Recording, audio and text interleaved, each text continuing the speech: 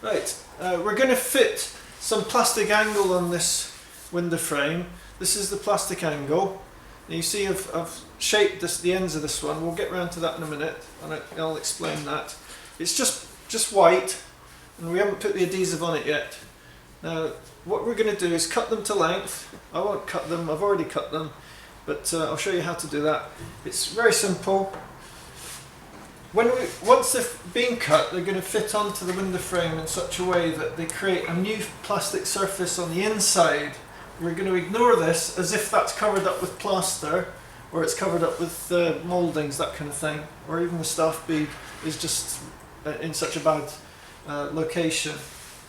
So that is going to be our new surface for the magnets, and it's going to run all the way around. But we have to add that to the window frame. How are we going to do that is with adhesive on the back there and stick it on. Okay. Now the first thing we want to do is actually cut a couple of these to fit.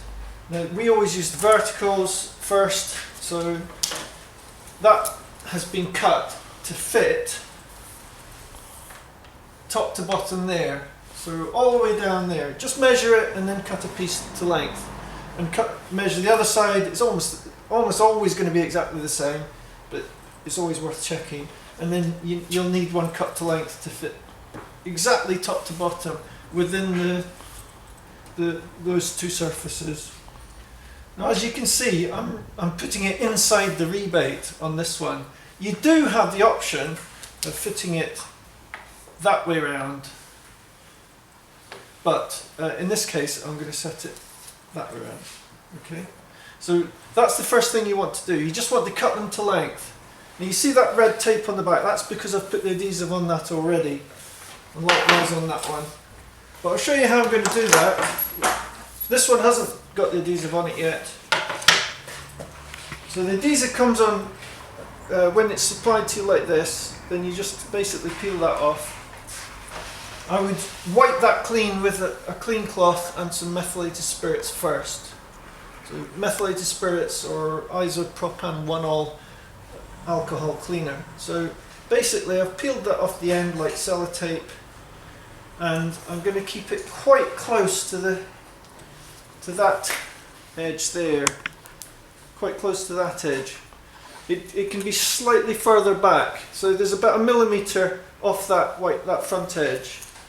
Now, as you can see, I'm using scraps at the moment. I just wanted to demonstrate that you don't have to have a continuous length. You can join these up. So if you run out of one roll, just move on to another one. And just butt the two pieces up. Okay, now I'm not taking the red tape off, because there's no need for that yet. So I'm running that along, just gently. I'm using scraps because that's what I've got to hand, and it's useful to use.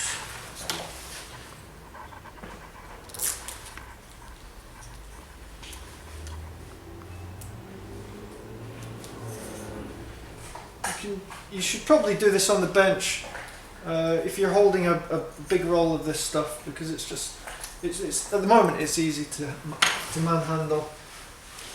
And now I've got a sharp knife in my pocket. I'm just going to trim that to the end there. If there's any overhang, you want to deal with that straight away. You don't want it so that it comes into the room, because when that's fitted on there, you don't want the adhesive sticking out. Just make sure that you've got it running along that edge nicely. Right, now as you can see, what I've done is you have to remove the handles. There were two handles on there, so make sure you take those off.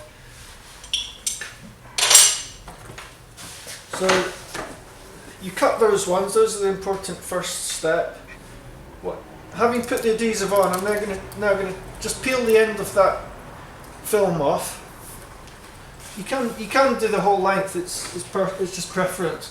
Now, when I put that on, I'm not going to press it against the sliding part of the window. Remember, that's the sliding part.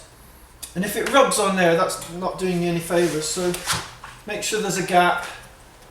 So I'm going to just pull it a little bit away probably can't see that, but there's now a gap. I can get a credit card or a couple of credit cards behind that, and that allows the window to slide up and down.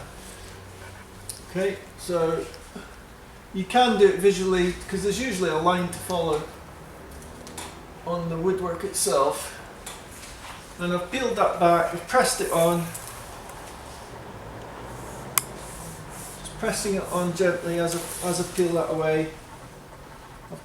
I can see my gap.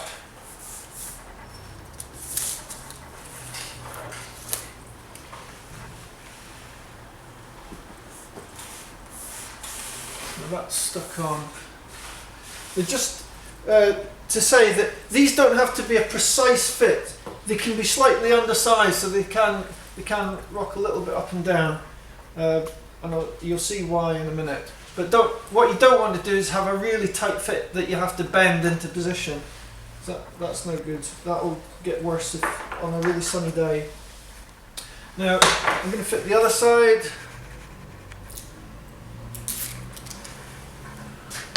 So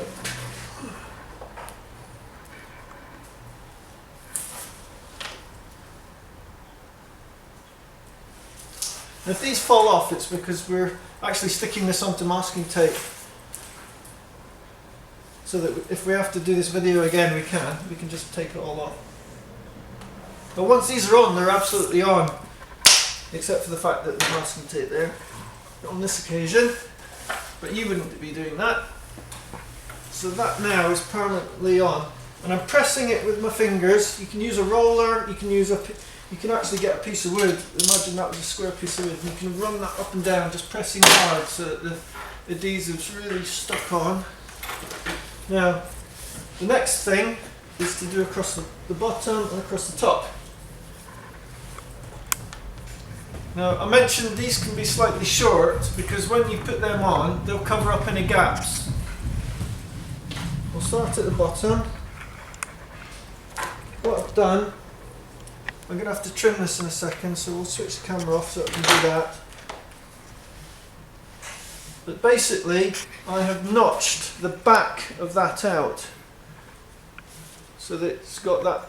So it's the back piece that's missing just at the end there, so that it can fit there and fit there. So this surface now is completely flush with that surface, and once that's fitted, it will be flush there. But I've made it slightly too long. So what I'm going to do is I'm going to just mark that with a pencil.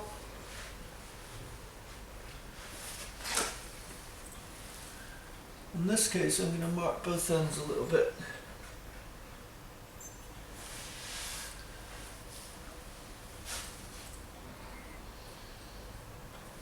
So that will fit nicely in that position. So I've marked that now, and I want to make some cuts. So I'm going to cut down there just so that it fits right. I'm going to cut the end just so that fits right. Now you want a nice clean line. So what you can do is you can put a steel rule up to your pencil mark, and that'll give you a nice square trim. You can use other tools to do that, of course. For example, if you've got a rosewood square, you can do that and run your pencil down. And you want to cut that. Now, it's a little bit tricky to cut, but I'm going to use a junior hacksaw. Just follow that line. Do this on a bench. A junior hacksaw is nice because it runs smoothly. If you use a saw with bigger teeth, it will jump around and you'll probably cut yourself.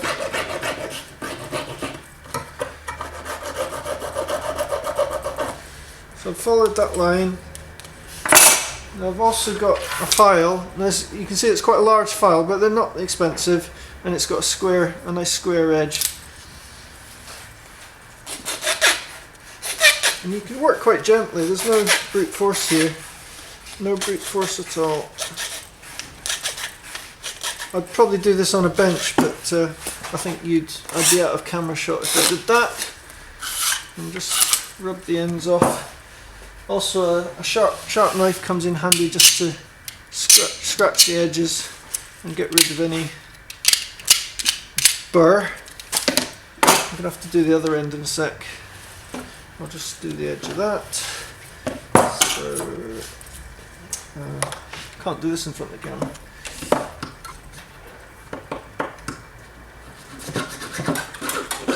I've trimmed that, so it's a nice fit. You can be fussy with it or less fussy. If you end up with gaps with your fingernails running in between there, just fill them up with some caulk, decorator's caulk afterwards. So I'm just going to fit this into place now.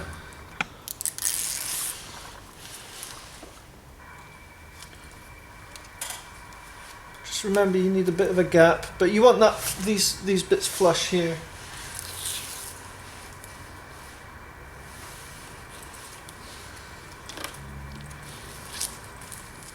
Be gentle as you pull this out, because if you pull it out with a yank, then it'll just dislocate stuff.